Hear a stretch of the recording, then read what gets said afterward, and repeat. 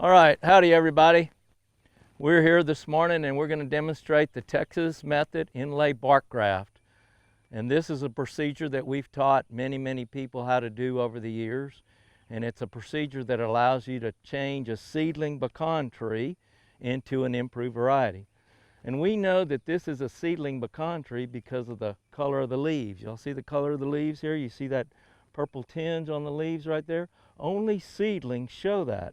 And so if we did not know that this was not an improved variety, we could look at the leaf and that would dictate that this is a seedling tree. So to change this variety over, we need a few simple tools. And the most important thing we need to have dormant wood. We need to have graft wood that was cut in January. This wood was cut back in January. And we put it in a Ziploc bag. It's been in the crisper. And so this wood still thinks it's wintertime. This wood is absolutely critical for the success of this operation.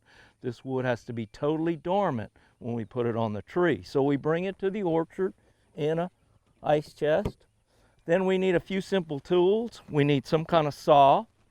You know, one of these folding saws works quite well. You need a Felco shear or some kind of shear that you can cut the wood. Most important factor probably though is a sharp knife. This is a grafting knife. It's only sharpened on one side, and so that's what we'll be using today.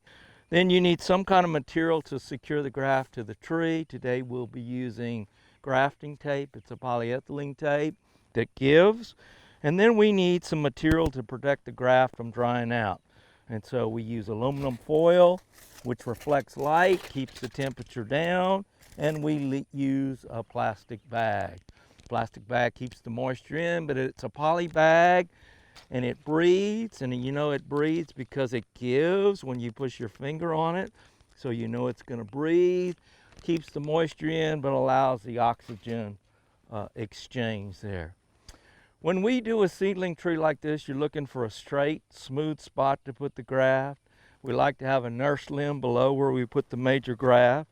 And the first thing we do is we cut the tree off at a straight spot. When you do this in a bottom, you need to think about livestock. Deer will eat them off, so if you can put it up higher, that's good.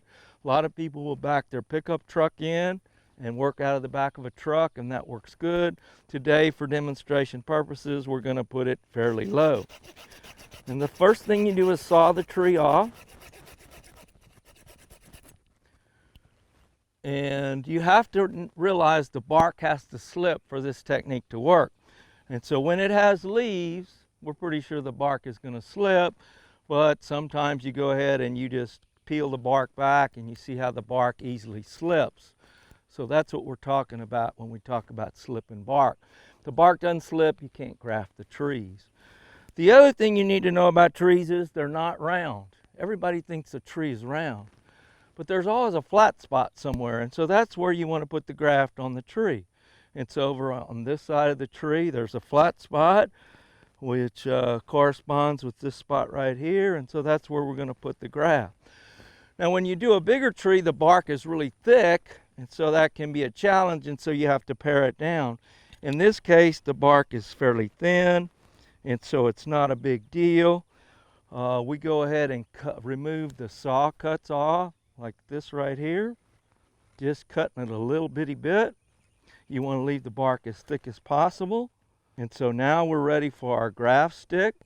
And this wood was not sealed on the ends, and you want to match the graft wood to the size of your tree.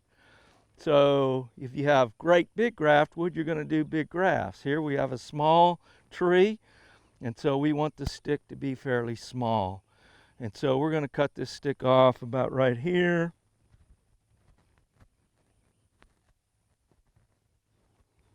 So we're going to cut this off right here, and this will be the part that we're going to use right here. So now we're at nice green wood. What we're going to do is we're going to cut down to the middle of the stick. And if you can make it with one cut, that's really good. Most of the time it's not possible. It needs to be perfectly straight right here. It doesn't go straight in though, it's kind of beveled. You turn it over and you make a cut on the back. which is your chisel cut.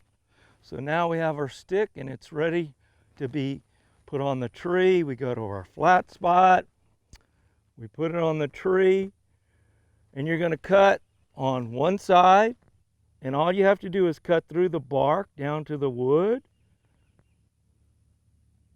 You know, a lot of people think, oh, you got to cut into the wood. No, all you got to do is cut through the bark. Then you move your hand to the opposite side and not move the stick, and you make the same exact cut. And so that's where the graft gets the name inlay, because we're inlaying the graft between the bark and the wood. So now we've made our cuts, and we pull the bark back, and we're going to slip the graft into the slot. So the graft pushes into the slot, you push it down, and the last little bit, you want to push it as tight as you can. And so now we have it on the tree. It's lined up very well on the sides, and then so we secure it to the tree. And so today we're going to be using tape, polyethylene tape. I am a person that likes to nail them. And so if the bark is fairly thick, you go ahead and nail the little stick in there. I like to do that. This one is very thin, and so we'll just use tape. I have colleagues that use duct tape. I'm not a duct tape fan. You know, I've been doing it this way for 30 plus years, and so if it ain't broke, don't fix it. And so I hadn't adjusted to the duct tape deal. Some people use electrical tape, but I prefer this grafting tape. Go all the way around, and you want to pull it tight, and then I usually wrap it all the way back down, and then I will tie it off. And notice that I'm keeping the tape flat. You know, you don't want it to ball up and become a narrow ribbon. So you keep it wide, and if you got time, you cut those off. Now the graft has been secured to the tree. We're going to protect it from the elements. We're going to use aluminum foil. Realize you have two sides on aluminum foil. You have a shiny side, you have a dull side. Shiny side goes up, foil reflects sunlight, keeps the temperature down. And you don't want to crimp it all the way back under there because it's open there. You want to just very crimp it at the bottom. And then the last thing we do is we put our poly bag on. And like I said before, the poly bag holds the moisture in. You cut the corner off.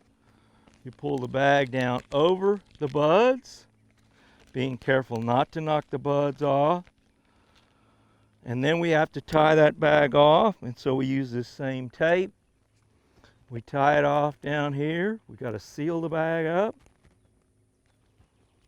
And so I typically go around a few times, tie it off, and then we're going to make the same tie down here. Now the key is when you make this low tie down here, that you only tie the bag where it's covered with aluminum foil.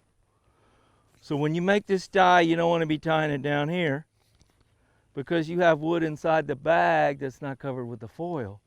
So you have to tie it off right here where everything that's inside of the bag is covered with the aluminum foil.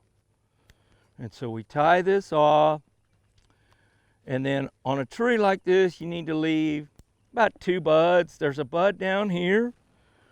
There's 1, 2, 3, 4, 5, 6 buds on there. So we're going to take some of those buds off. We're going to take it down to about right here. And so the last thing we're going to do is we're going to seal the tip with glue, some kind of glue. And so you put a little drop of glue up here on the top,